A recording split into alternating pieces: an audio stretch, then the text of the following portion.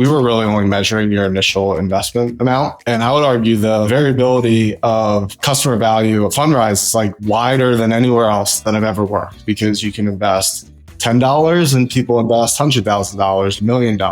Another like unique element is there are lots of people who are what we call toe dippers. You're not just moving the KPI that somebody handed you, but you're actually moving the business a lot of times. That involves... Welcome to Experimental, the podcast that cuts through the noise to bring you actionable insights in B2C growth, marketing, and data science. I'm your host, Sundar, former head of brand data science at Uber and the mind behind the Experimental newsletter. Join me as I talk with industry leaders who have driven growth at companies like Uber, Spotify, and Netflix. We'll uncover the experiments, failures, and breakthroughs that lead to real results. Now, let's get experimental. Hey, Russell. Thanks for joining me today. It's great to have you. Yeah, it's awesome to be here. It's been a while. Yeah, it's been a while. And, just going through some of the things that I know we wanted to talk about today, like there's just so much we can learn from you and you've got some really great experience. So, if you're up for it, I think we should just get into it. Let's do it. So I think one of the things you talked about and something I'm very passionate about is choosing the right KPI. And what I loved is not like, hey, people are choosing the wrong KPI, but they're not choosing one that's deep enough. It's almost a shallow metric, I think, like you mentioned. I'd love for you to share just what that means and just a couple examples if you have them. Yeah, definitely. I think a lot of times, and I guess I'll probably wind up hedging like a lot that I say that like all of this is dependent on the type of business that you're working in. Mm-hmm. The like job the marketing has to play. But yeah, I think over the course of my career, as I think about it, almost every company that I've joined would argue is used too shallow of a metric, and I've tried as much as I can when I join these companies to help move us a little further into the customer journey. Mm-hmm. And so, when I think about, at Uber, you've talked about this in your newsletter, but, marketing mostly used first trips and cost per first trips. There's so much variability, at lots of companies in the lifetime value mm-hmm. of different customers. At Uber on the rider side was what are the use cases? Airport trips, whatever, 7 times more profitable than the next best use case. And so, how do we account for the value of acquiring a business traveler versus someone who's taking a 1 mile trip every Friday and Saturday night? The value of those customers is super variable. Same thing on the driver side. Like most companies, the Pareto principle always applied on the driver side.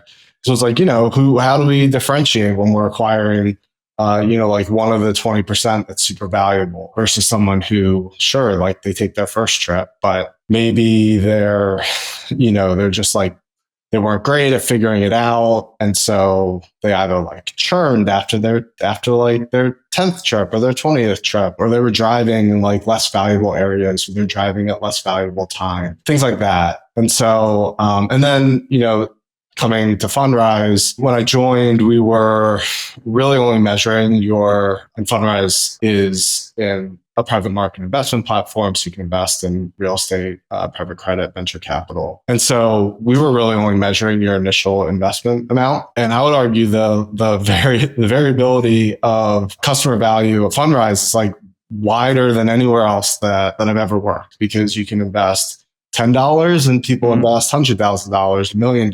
So it's crazy. And so another unique element is there are lots of people who are what we call toe dippers. And so you can imagine somebody who invests $10 can be somebody who doesn't actually have that much money, or it's their first time ever investing in anything. And so they just want to invest $10. And there's also lots of people who, make 6-7 figures a year who will invest $10, $1,000. Mm-hmm. And for, a month or two, they just want to see what the platform's all about, see what the returns are like, see what the investor experience is. And then they invest their next investment is $100,000. And so you can see where only looking at somebody's conversion behavior can be misguiding. And so, I think that's just it's so important. I think one of the most valuable traits that a marketer can bring to an organization is not just somebody saying hey, here's the KPI that you need to move. and you just kind of like cover your eyes. Say, okay, like I'm going to move that KPI. If I do a good job moving that KPI, that's going to impact the business. But, I think the like best growth marketers are those that can like, they do a little bit of everything. They're really good marketers, but also like deeply understand the business, have a really close partnership with analytics, understand how to do some depth of analytics themselves and make sure that like, you're not just moving the KPI that somebody handed you, but you're actually moving the business. A lot of times, I think that involves bringing to the surface, like you said, like just a more deep KPI than that, like, you're not just like hoping that somebody handed you the right metric to move. Two really, I think, important follow-ups, because I love that there's a lot there. So, you framed it as like a marketing KPI. I feel like this framework though, or this thought of going deeper, could also apply across product growth, et cetera. Like have you been able to champion that across functions, or where does that sort of like start from, where you go, hey, I think this KPI is a bit too shallow? For sure. Yeah. I mean, I think always naturally starts, at least for me, in marketing, because that's like my functional area. But really, within our data visualization, I worked with our analytics team to create. We created a model that predicts how much money someone will have on the platform at 90 days and also at 365 days. And so, like first step is like you gotta like pitch the idea and sell the idea that like this is valuable to do. Having an analytics partner who can make it happen is incredibly helpful. But you got to like every person that, you work with along the way, you got to sell the idea to, so they believe in it also. And, I think for us, having it added to the data visualization tool, just like that puts it in everybody's hands, and then as I'm working with the marketing team, the lifecycle team, the product team, like making folks aware that this exists, and kind of continuing to ask questions. Like anytime you see someone just reporting on conversion amount or like a single transaction value, I think just continuing to try to say like, hey, have you thought about looking at what this does to behavior like down the road? And a reminder that we have this model built into our tool that you can just join with any user ID and it's available to you immediately. Yeah. So, I mean, just even logistically, right? So I guess let's take Fundrise as an example. Like you've got a KPI that originally may have been funded accounts or just number of funded accounts, and you wanted to move to this more deeper KPI. Like what would that new KPI actually look like? What is it? How do you define it? Go through that a bit. Yeah, definitely. So I guess take a step back. The way that we think about marketing efficiency is more so around payback period. That's always kind of how it started. And I'll say, honestly, that was like thinking about it in terms of payback period is a big difference from Uber, where like, there's just like so much money sloshing around inside the company that it's like nobody really cared about marketing having a 12-month payback period. We just cared about how much we could grow because it was like, such a different competitive environment, such a different, fundraising environment, all of that. And so again, like I said at the beginning, like I'll probably couch a lot of these things. And like, it depends what scale the company's at and all of that. Yeah. And so we started with wanting a 12-month payback period. And so our like efficiency metric is the cost per dollar fundraised. The target is just what our margin is. And so making sure like that's like the whole reason. So we used like when we were focused on just the conversion amount, we were like trying to just generalize and extrapolate that to a 12-month estimate. And so we'd say like X dollars is like the target for cost per initial investment dollars. And then we just say like, okay, we think if we can hit that, like that generally translates to to Y cost per dollars fundraised. If you like just generalize what someone will be at their 12-month mark. And so, I think the big thing is like, anytime like you're joining a new company, you're just like, especially in the first 3, 6, 12 months, you're like figuring out your specific function, but also like just learning the business, how to like behave inside of everything. And so, the thing that I learned quickly is like, holy crap, people are investing $10 or they're investing like $100,000. And we're not accounting for any of that. There's also like, we have certain channels that are good at driving a high volume of lower value customers. There's some channels that are good at driving a low volume of high value customers. And so figuring out how do we like make sure that we're creating the right mix of those channels together. Or also instances like our funnel, within our conversion funnel, we ask you a bunch of questions that are like, are you an accredited investor? If those aren't familiar, accredited generally means like you make above a certain amount of money. And we ask you about like, if you're satisfied with this investment with Fundrise, how much would you potentially invest? We've asked a bunch of different questions over time. And through that, we've created this picture, we've created this dimension called capacity, which basically allows us to like classify, how much money do we think you have, regardless of how much you actually invested. And so one thing that became clear when we were only looking at initial conversion amount was we would have these people who were high capacity based on their responses. And there were lots of high capacity investors who would immediately invest lots of money, but also lots of high capacity investors who would invest only a little bit of money up front. But then when we would zoom out and look at like, okay, let's just take a snapshot of, how much money do what's the average investment amount that high capacity investors have on the platform? We would see like, oh, actually it like kind of tends to merge over time, regardless of what they invested initially. And that was like, there's like various light bulb moments that go off as you're, like I said, you're like doing your job of like being a marketer, but also just like constantly looking into user behavior to understand the business. Yeah. That's where like, there's just various light bulb moments that go off over time. I think like conversations with your manager and like leadership, those are great conversations to have as well, because you're like, hearing how folks who have more experience and are thinking about this with like a broader lens, think about it. So there's just like various light bulb moments that go off over time. You're like, something's not right here. We're like unnecessarily blind to a bunch of these different things. And that's when having a close partner in analytics is super helpful. Like you and I work super closely together. Yeah. At Uber, that's awesome. I've had some close partners in analytics at Fundrise as well. And so, having someone who's like understands what you're trying to do, understands the business, is a good data scientist and can like, make the thing happen that you're discussing, sitting down and kind of like, I think to everyone you want to like at Uber, it was like such a doc and like investigation culture, which I love. It's like, great, we get to like write a doc and like start an investigation. That's like one of the things that like gets me going.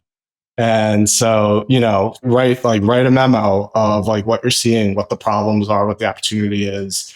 We can solve this, what's like the potential benefit, and just kind of build momentum around it.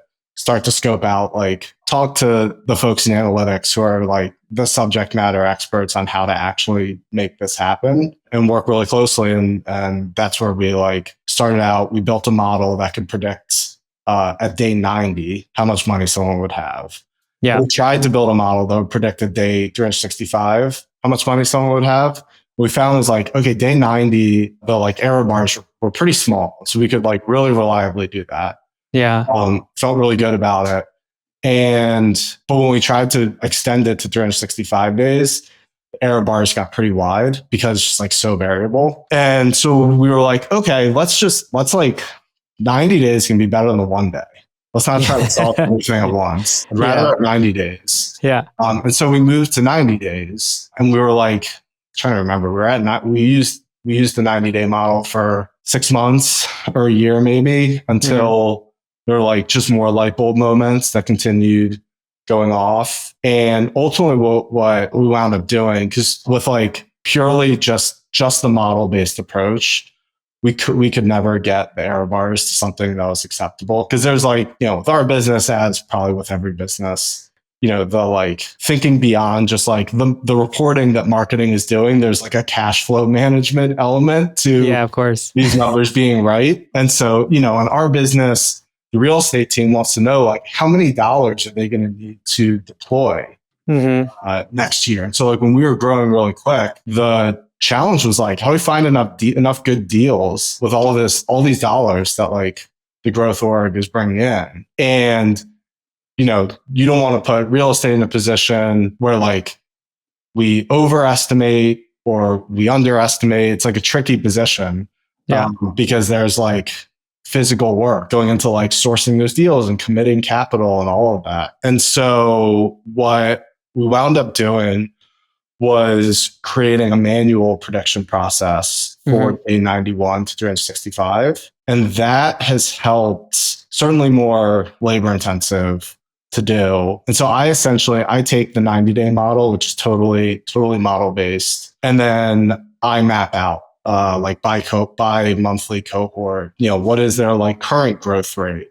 And what has historical growth rates looked like for monthly cohorts that are like already fully 365 days mature? And then I'm looking at like, okay, for these like newer cohorts, how does their 90-day modeled growth rate look compared to past ones? And then based on that, I'm making, I guess manual sounds like kind of terrible. It's probably like poisonous to the scientists to hear that. But the error bars are just smaller because like it doesn't have to be built into this like one size fits all model. We've been able to be pretty accurate by like kind of combining the human element with the model approach. Yeah, that's really cool because it's really like you're predicting, instead of trying to predict 365 day at day one, you're predicting at day 90. And so you've inherently got more insights. And how much time do you need? How much data do you need to get to the 90-day insight? Is that almost instantaneous, or like is that over after a couple of weeks? Like what does that look like? Yeah, the 90-day model, it predicts on day one, and then it repredicts on day 7, day 30, day 60, and then this is on day 90. And so it takes into account at the user level, like they're progressing. That's like the one element of introducing the manual piece for 91 to 365 days is I'm not trying to predict anything at the user level.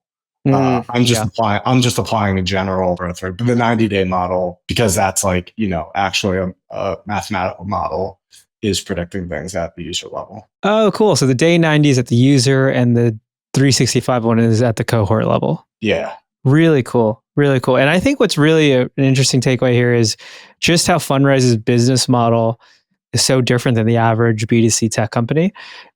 Specifically around, you guys actually have an opportunity cost if you don't invest at the right time, right? Like if you sort of like, you underestimate how much cash you're going to have, and then all of a sudden you have more and it's just sitting there, or vice versa. Right? This is like, that's pretty rare for most B2C companies. Like how have you thought through that as a marketer, just understanding our business model is way different than most companies? Yeah, that's where, I think going back to what I was saying before, and like you highlighted, cash drag is bad because, you can imagine a real estate deal that's out there that you could be investing in that will deliver, 10% or 12% annual returns, which is really good. But you have cash just sitting there that is, maybe returning just whatever the savings rate, or, whatever the money market rate is, call it 2%. So that's a pretty big opportunity cost if you like miss forecast. That's where this model is super important. I think the thing that, maybe it's not super unique to us because everyone, like, there's always financial implications of missing a forecast. But I always try to be like, with our model and our prediction, try to be like 5 to 10% too conservative, because there's like the real problem if the deployment team thinks there's going to be more money than there actually will be. Another thing that I've been thinking through is like your user base and like your average order volume, if you will, is so different, and your number of transactions is so different, your frequency. Like how, like going from Uber, which was low AOV, high frequency, to Fundrise, which feels like it would likely be the opposite. Walk us through like how you're, just you as a marketer, how you've evolved, how you've changed, and also how you think about marketing at Fundrise. I would say the biggest difference is, Uber was just like volume. And certainly Fundrise is volume. Like we're not small. We're not like, we're not Goldman Sachs Wealth Management. I don't know how many clients they have, but like we have 400,000 active investors on our platform, and we've got around $3.5 billion on the platform. And so it's not like it's not B2B, from a scale standpoint where we're just like, okay, how do we find like 10 people this month or, this week who want to invest $1 million. And so the biggest thing is just like, I think like everything with marketing is it's like a little bit art, a little bit science, is finding the right mix of, because you can imagine like, hey, we want to raise $100 million this year. You could get there with a smaller number of high dollar investors. You get there with a large number of small dollar investors. And so that's like, I think that has been the biggest difference. Is like figuring out how do you put that puzzle together of how you're going to get there. Because we definitely found like if I try to focus too much on really high quality customers, that can just like stunt our growth. Because you think like, hey, like I should just only focus on this audience and hope that I get enough, $100,000 investors. But it's like, it's a really risky approach because it's like all or nothing if you're not convincing those folks. And then on the flip side, it's like almost impossible to hit our goals only focusing on smaller investors. And so you've got to find what that right mix is of how to deploy dollars, what channels, what partners to work with, all of that. Because inevitably every year, we hit our goals or our output is like, some combination of like a decent percentage of large investors and a decent percentage of small investors. And like the economic environment plays a role in that. Certainly like, you can imagine especially over the last 5 years since I've been at Fundrise, I would guess that I probably picked one outside of like 2008, probably picked like one of the more volatile economic periods to join somewhere.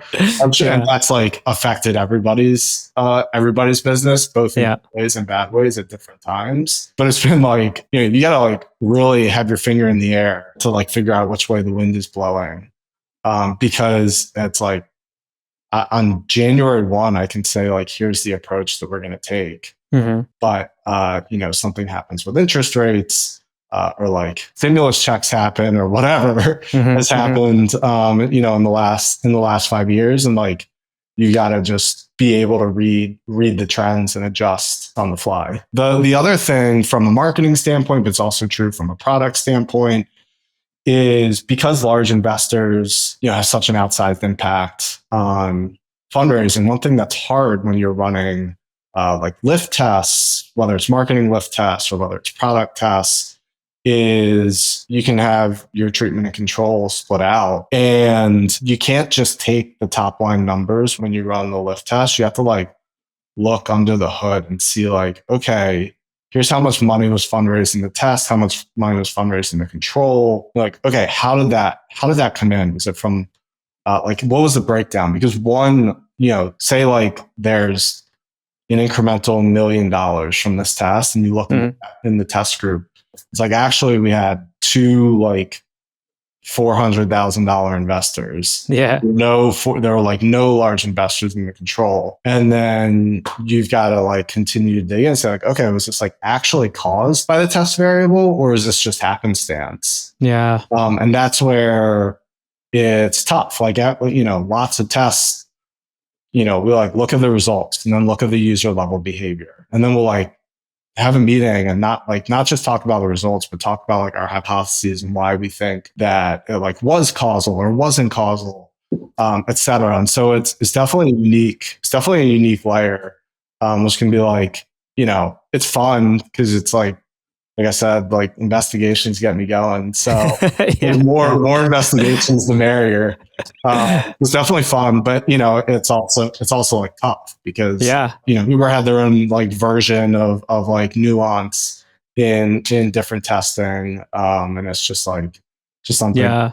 you deal with, and like especially it's something as you're at companies for longer and you understand like the 360-degree view of like how the user behavior operates.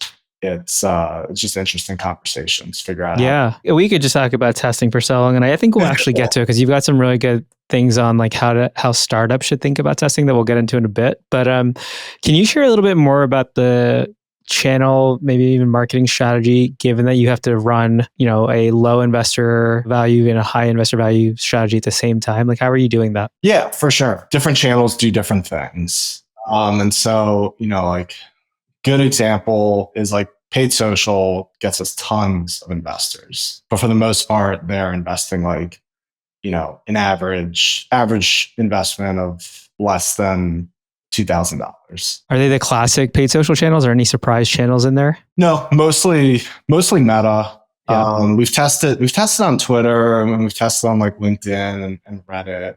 Back in like the GameStop days, Reddit was hot for a little bit. And we stopped advertising since. I'm kind of interested in going back, especially now that they had their deal with Google and like their traffic is going up so much and they're like almost pinned to the first page of Google results for like everything. I want to go back there. We haven't gone back yet. But yeah, when I say paid social, talking Meta. And so that's like a classic example of a high volume channel of lower dollar investors. Mm-hmm. But then like I don't know, maybe 6 months or a year into when I joined Fundrise, we started building out our direct mail channel. Direct mail has been awesome for large investors. Yeah. Also, because it's so addressable, it's really nice for I mentioned the capacity metric that we have.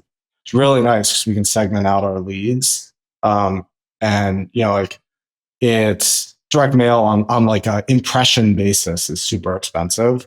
And so it's tough for like low and medium capacity leads. The economics are just challenging to like send them a physical postcard. Whereas, like a retargeting impression on Facebook or like display is fine for that audience. It can be pretty efficient. But anyways, direct mail, from a retargeting standpoint, it's a really nice way to get to re-engage with our high capacity leads. Would gladly pay, the whatever 50 cents per postcard to get in front of them. From a prospecting standpoint, we're able to build out a lookalike model based off some of our larger investors. Mm-hmm. And, it's interesting. There's like, think about the type of investor that we're acquiring, we're going after on different channels. There's the audience side of it. And then there's also just like a natural channel element that we found, because like the same lookalike audience that we use for direct mail, we use that same lookalike audience on Meta. And the average investment on Meta is like, $2,000, and the average investment on direct mail is like $10,000. Yeah. So there's a channel market fit too. Exactly. Yeah. And it makes sense. You think about like direct mail is super credentializing. I hear all the time, like I almost never hear from people like, hey, I see your Facebook ads all the time or Instagram ads. Yeah. I hear all the time from like my friends who are texting me pictures of our postcards that we're getting. We hear from like some of our real estate partners. We hear from some of our venture partners that they're seeing our postcards and they're like, this is cool. There's like cream. It's what John, our CMO, always says, credibility rules everything around me. And as a financial services, as an investment business, credibility is like the thing that you're craving and striving for. It's a non-negotiable. And so, if you think about the channel, like hearing about an investment, social media, it's like, Fundrise, fortunately, we have like a really good brand. We've been around since 2012. We have like a good track record, all of that. And so once you start doing research, we've got like a 5-star rating with NerdWallet, et cetera. Once you start doing research, you like build that yourself. But the nature of social media, like people typically see an ad, and, it's direct response. People see an ad and they convert right away. And so, there's channel market fit. Direct mail, the hypothesis is that it's just like a really credentializing channel. It's like, oh, like they're sending me a physical postcard. That's like something that like legit companies do. Like I get physical mail from SoFi and American Express and like Chase, and I don't get mail from like, like crypto scams or something. And so, that's like the hypothesis for why there's like the difference in channel market fit. And then like podcasts, and since we're talking about a podcast, I gotta shout out podcasts. Like that's another awesome channel for us that gets us really, really high quality investors. I think we're going to have you as a follow-up because we're having another conversation because direct mail and podcasts and just like it's so many marketing channels that a lot of marketers don't speak about. Yeah. So I think we're going to have you as a follow-up guest again because some really, really cool stuff I'd love to dig into. A bit of like I'm not going to call it a lightning round, but kind of quick. You've had like a lot of good nuggets on startups in particular and what they're not doing great. First thing, trying too hard to get measurement right. And it seems counterintuitive. And as a data scientist, I agree. And as a data-driven marketer, you agree. So there's something here. So like, what do you mean by, companies are trying too hard to get measurement right? Yeah, I think there's two ways I look at it. One is the marketing and the data science community, the fact that like they're so present. I'm like, a Twitter addict. And so the fact that they're so present on Twitter and like newsletters and everything, it's awesome. You get to learn from really smart people like you who write about their experiences. But naturally, there's like a selection or survivorship bias where most of the people you hear from are from like large DTC brands or like really heavily venture-backed companies that are like doing tons of revenue.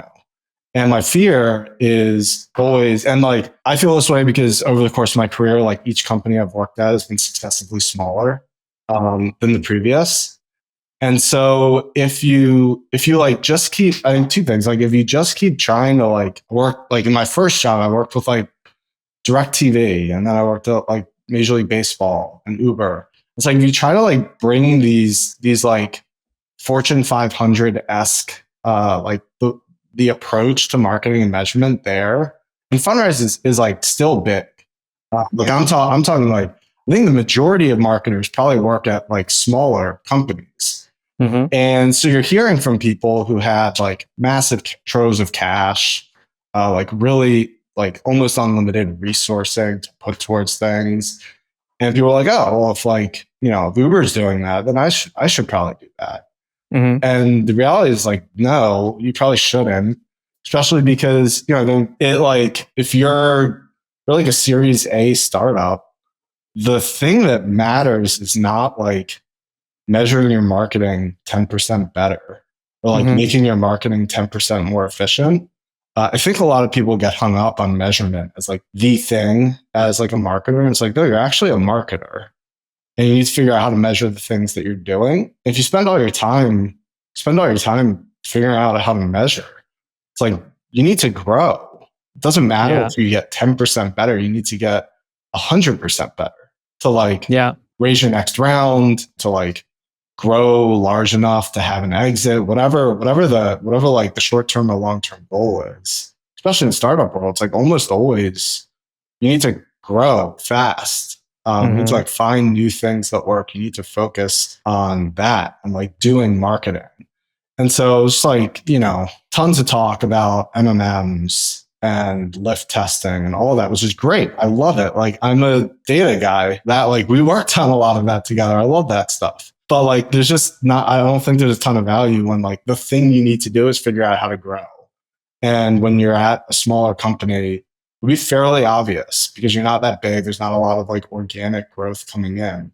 You do something that works, you're going to know it. And then the other side of it is just resourcing. Like we've moved into this era where resourcing is extremely finite and teams are getting smaller. And so you just have to be ruthless about what you prioritize. And so, you're spending 10, 20% of your time, like trying to perfect measurement. Yeah. A lot of your time that's not focused on actually finding like a new lever for growth. Yeah. I also think there's an irony to people thinking Uber, had like perfect measurement. I think when you're on the inside, like I've had multiple conversations recently. I was like, we looked at blended pay plus organic on the rider side for up until 2018 and even longer after that. So, there's always this idea that bigger companies are more sophisticated, which is also not true. Yeah. And like, there's plenty of people who will sell you off the rack solutions. And then like some of them are probably really, really good. But so I'm not like shitting on the off the rack solutions. But a lot of times, like, you don't understand it because you're not working, you're not like, you're a marketer, you're not a data scientist, you're not like working with someone like you on the inside who like understands how this model is being built. It's like, okay, I got an author X solution. Now I need to spend like however much time over the next 6 months, a year, actually like getting under the hood and making sure that I can validate that this thing is pointing me in the right directions. Otherwise, it's like, it's a net negative if you can't validate it. You spent the money, you spent the time to try to integrate this thing. You kind of touched on it a bit, but something I think when we were just exchanging emails that I thought was really cool to chat about was like, lift testing isn't necessary. It should be pretty obvious. I love that statement. Tell me a little bit more about what you're saying there. Yeah, I mean along the same lines. There's, again, if you're like a larger company and you have lots of organic growth, then sure, like spending an extra 10% of money, like spending an extra 10% of money might not actually be super obvious. And also an extra like even 5% of money, 5% of your budget could be like a massive amount of money. And so there's definitely different strokes for different folks. And so it's definitely not a blanket statement. But for us, like, we spend like eight figures on marketing. And even still, like, it's just super obvious when we do things that it's working, and like just like not good enough to spend your time on things that are only going to, like, if I need a lift test to see that something was 5% better, great, I made something 5% better. But also it doesn't matter most of the time. Like, goals are aggressive enough that doing something 5% better, I would have, like, the opportunity cost was large enough that even though it got us more dollars, more investors, like it was like either neutral or a net negative because I wasted my time. And so that's where, like, I don't know, it depends where your resourcing is, but it's just like a lot of times it's obvious when you're like trying a new lever and you add it. Like we started running with a new podcast, and as part of the deal, this was something that one of the guys on my team sourced and did an awesome job finding this opportunity. So we started running a new podcast. We were able to include an interview with our CEO and founder on the podcast, Scott Galloway's podcast, if you're familiar with him. Yeah. And so, nice. So yeah, like you said earlier, podcasts are like kind of hard to measure. We use vanity URLs in our How Did You Hear survey for it. Obviously, like you can't actually, like podcasts, you can actually run a lift test, but it's a good example of like, we couldn't run a lift test. And so in the past, with other podcasts, it's possible that like, you spend $100K on a podcast and like maybe you see, like if you squint at the data, maybe you see something. It's like, well, I'm probably just not going to keep spending $100K with this podcast if I need to squint at the data, because it's like $100K that I can't spend on a new bet that could have like an even greater impact. But this podcast, like we started running, and the first week, not just our podcast like line in the channel chart went like this, but like our direct line, like our organic, unattributed growth also started shooting up. And it's just like super obvious. Like almost any time that we've done something really successful, it's just like super obvious. Like anyone on our team can look at the chart and know that we did something that worked. This is fantastic because we have so many stories like this, both like when numbers go up, but also you do something and numbers go down. It's like, it's pretty obvious. And no company, unless you're like 20 years old, is at the stage where you really like, you have to squint only to see results. Like we're always at companies that can move and break stuff quickly. And there's so much like low hanging fruit in a way over time. So like, I love like just another story of just, hey, just use intuition and take the risk and call it a day. Like, was it causal? Not by the pure definition, but like we're pretty damn sure about that, which is cool. It's like, it's just a good like thing that I want like more marketers to share, because it's really how most decisions are made. Yeah. I mean, I think like a perfect example that you and I worked on together was like, I think you talked about it in your newsletter, was the TAM, the penetration analysis. Yeah. And what like ultimately led shutting off rider spend. I was like, we shut off the spend and nothing happened. Like it was like almost as simple as that. In a way, this is a good segue into another great take, that first touch attribution is underrated. And I can't wait to see the comments on this, because like I love where I think you're going to go with it, but I feel like people are just going to come out of the woodworks for this. But yeah, tell me a little bit more about why you think first touch is underrated. Yeah, again, I'll like couch this in. It depends the type of business. I think like Fundrise is somewhat unique because I like when I think about startups and companies in general. There's like people who are building a better mousetrap. So it's like are you making like cooler T-shirts than what already exists? There's already a massive market for T-shirts. People are constantly looking for new shirts, and certainly people are always looking for new investments. But like for us, discovery is the hardest problem. We're like really building a new market. There wasn't before us, there wasn't really a solution for retail investors to invest in the private markets. And so we're like building a new market. And the hardest thing is to tell new people about your product in an interesting way that makes them aware and gets them interested. I don't really care that like, you search Fundrise 6 months after you heard about us on a podcast. That like does me no good. I would attribute like virtually zero value to that. And so for us, and I think for lots of businesses, like the scales are like almost always going to be weighted towards last touch for like whether it's like data reason. There's like the data is the cleanest.